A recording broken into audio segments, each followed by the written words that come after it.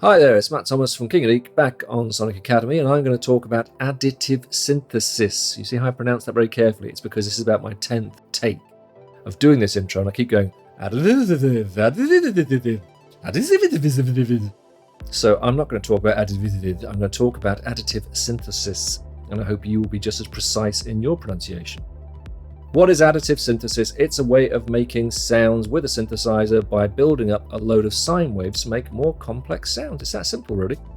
Although doing it and using the software or the synthesizers to do it hasn't always been very simple at all. No, as somebody who's messed with additive synthesis in the past, additive synthesis, the prospect of messing with it is not always filled me with joy, though it is a great way to make interesting noises.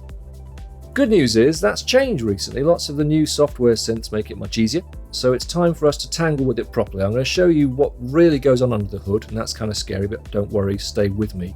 You haven't got to do that, but it helps you to understand what's going on. Then we're going to look at some of the more interesting and easy ways you can do it these days.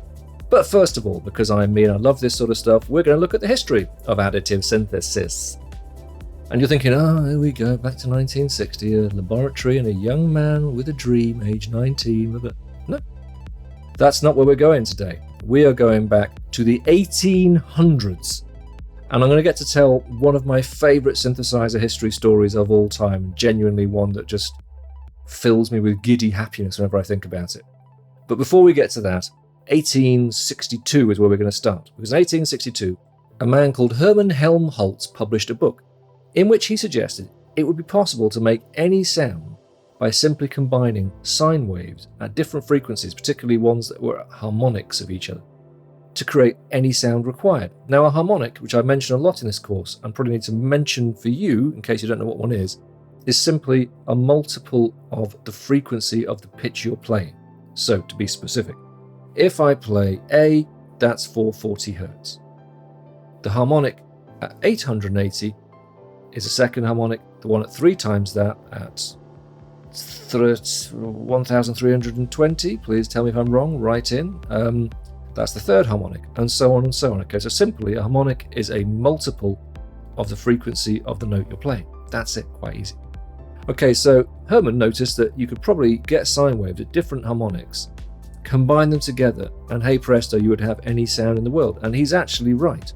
Now, with it being in the middle of the 1800s, Hermann wasn't actually able to take this brilliant idea and turn it into a working synthesizer. That would be left to another man, my absolute favourite man in electronic music history, Thaddeus Cahill. I urge you, when I finish doing a very brief history of Thaddeus Cahill, to read properly about Thaddeus Cahill. I think of him a bit like a sort of Leonardo da Vinci figure, in the same way, Da Vinci had understood the ideas behind planes and helicopters and tanks. He'd drawn all these things out like concepts for them, were all in his sketchbooks. But unfortunately, he lived centuries before welding and casting iron and all the things you need to make those. So although he tried really hard to fly, he was always doomed to failure because it was as though somebody had beamed the future into his brain, but then he was just stuck with the technology of the day. Thaddeus Cahill is that man for electronic instruments, okay? In 1897, Thaddeus Cahill built what he called the telharmonium, a vast instrument which filled an entire factory floor and weighed 14 tons. He did this before anybody had invented electronics, so everything he did had to be mechanical. He had electricity, and he had mechanical stuff like cogs and gears and that sort of thing, but nobody has invented anything electronic, yeah? Never mind printed circuit boards and miniature stuff and virtual instruments. There's no electronics. There's just electricity and like big, brutal industrial revolution kind of technology, like engines, levers, pulleys, yeah?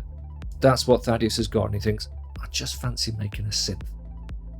Now, obviously, he didn't know what a synth was, but he did know what a telharmonium was, and goodness was he good at building them. About now, images will be filling the screen, and I'm spoilt for choice. There are so many fantastic pictures. For example, an oscillator. Here is an oscillator. For you and me, even on like a 1960s Moog, an oscillator is about 2 inches of circuit board. For Thaddeus, an oscillator is a huge chunk of metal the size of a person, which spun round in these gigantic whirling tubes of death in his basement. He had 12 of these monstrous things, and they could produce the fundamental frequency of the pitch you played. There's a keyboard upstairs, by the way, and they could also produce harmonic overtones and all sine waves. And so Thaddeus Cahill created the first additive sound generating instrument. But not only did he do that, he did it before anybody had really invented any kind of amplification. So he didn't have anything to plug it into, which is even more insane. The guy sat there and went, I know what I want to do. I want to bust out some really mean synth riffs. I don't know how I'll ever hear them, but that's not the issue. I'm going to get it built. Now that first machine was just a prototype. In 1902, Thaddeus brought his Mark II telharmonium to New York, and here he put on concerts. Now in order to put on concerts, people had to actually be able to hear the thing. And so Thaddeus used the recently installed New York telephone system. Now you think, what, you've got to sit there with a phone against your ear? No. What he did was worked out that if a really tiny voltage would make a voice that was just audible in your ear, well, if he plugged the telharmonium into the phone system and put a massive voltage through it, it would blast out a level of sound that could be heard across the room and actually deafen you and rupture your eardrum if you went, hello, who's that? Blah! Blah! Blah! It's Thaddeus' massive, insane organ screaming into your ear. So it was generally a good idea to know that he was going to ring you and play the organ. So for that reason, he started a subscription service, rather like Apple Music, where you could dial in and go, I'd like to hear insanely loud, pre-electronic music blasted down my phone whilst I hold it at arm's length, or possibly run to the far end of the room in terror. You see why I like this story? So these were the very first raves. Now, again, as you can see in this photo, that guy looking out at the screen, a guy who's staring at us with a kind of haunted expression. You think you've heard the bass drop. Okay, you think you've had a moment in a club. That guy's hearing something that's never been heard before. And it's coming out of a phone that's nearly melting. That guy is coming up so hard on the sound of the telharmonium that it's a wonder his head isn't ripping off. That is the greatest rave experience in history, on your screen, now. Envy that man. So that was Thaddeus Cahill. Now that, although an exciting story, is the beginning of additive instruments, because he was using sine waves. These colossal rotors, these gigantic beer barrel things, were producing sine waves. And by stacking those sine waves up, he could make different interesting tones. Now, that would have been the end of it, except that a guy called Laurence Hammond thought, that's pretty good, that tone idea, those spinny tone things. And he put them into his Hammond organ. Now, additive tone generation really suited organs, because real organs, of course, are a kind of additive machine in that you've got a bunch of pipes and you just bring in more. You add the volume of more and more at different pitches to get your sound, yeah? So the electric organs just copy this idea, but using tone wheels and a thing called a drawbar, where you pull a little fader, like a bunch of faders, and each one brings in one of these harmonics. And that creates your sound. Manufacturers like Vox, Elka, Eminent, Yamaha over the years all took this same basic idea for their organs. So from the 1930s to the 60s, we had this series of instruments that were really additive tone generators. They weren't synthesizers per se. A synthesizer should let you modulate the level of each harmonic over time, whereas with these things you set them and played them. Now a synthesizer would let you kind of sweep these up and down individually, or maybe change the pitch of individual harmonics. So it was the arrival of digital technology that made that possible. A series of wonderful high-end academic research instruments followed. Some of these found their way into the hands of players, such as RMI's harmonic synthesizer, used by Jean-Michel Jarre, but most of them were very much the realms of R&D. Many of these instruments went on to be legendary unobtainium, really. The Quasar M8 was the precursor of the Fairlight. The Hal Alice synthesizer from 1976 reappeared as the Krumar GDS, played by Wendy Carlos. The Synclavier 2 needs no introduction, another one of the huge Uber sampler synthesizers from the late 70s. And the rather less well-known Conbrio ADS 100 and 200. In a way, it's rather surprising that the Conbrio ADS isn't as well known as these others, because it had a really good advertising campaign. The guys at Conbrio, they obviously sat down one day and they went, we've got this really amazingly complex synthesizer that can do things that's never been done before. Yeah. Should we mention that in the advert? Should we really harp on about all its spec, all the features, all the things you can do with it? And they went, no. I reckon what we should do is mention that it goes fwonk. And that idea won. That marketing meeting was finished. Everybody went, Get that man a beer. Fwonk. Yes.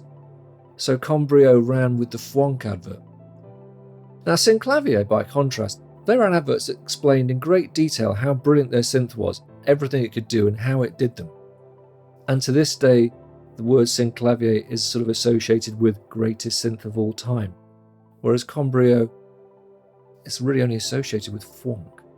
So this brings us to the early 80s and the arrival of affordable, accessible, additive keyboards and synths. So Kawai enter our story with the K3, which was a very simple additive synthesizer. It wasn't really a synthesizer, again, because you set the levels and then you left it alone. That was to change when they introduced the Kawai K5. This was a polysynth that gave you real-time control, up to 126 harmonics via envelopes and LFOs. Now, despite glowing reviews and some serious 80s street cred, Jan Hammer used it for most of his Miami Vice music, it just didn't sell. It just did not take off. And unfortunately, within a year or two, Kawai found themselves selling off all the remaining stock for a quarter of its price, and that was that. Seemingly unable to believe that the world could keep saying no to additive synthesis, however, Kawai did it all over again with the K5000 range in 1996. Now, these added more features and even hands-on controls of additive. And again, they were really well reviewed, generally highly approved of, and still sold surprisingly poorly. Sick of casting pearls before swine, that's us, that's you and me, swine in this metaphor, Kawai left the synth market for good and returned to making gorgeous classical grand pianos. Which brings us to the early 2000s and the proliferation of software synths that finally made additive part of everyday music making. Versyn's Cube, Camel Audio's Chameleon 5000, and Native Instruments Reactor were among the most popular of the new additive synths, followed by plugins such as NI's Razor and Air's Loom, which refined and simplified the way musicians could use additive. So listen, I could talk about additive synthesis all day, but I'm not going to. There's so much to cover. There would be things like DigiDesign's soft synth that let you draw waves and copy them off your computer into a sampler and all this stuff. Kurzweil's K150, another brilliant, fully featured additive synthesizer that came out in the mid-80s. We could be here for days. The fact remains, these things have always fascinated synth geeks and sound designers. And finally, they are really quite usable. So take a deep breath and let's get into it. Thanks everyone for watching. We really appreciate all the support from you guys. If you love this video, then smash a like. And if you want to be notified about new videos, hit the subscribe and notification buttons. Peace!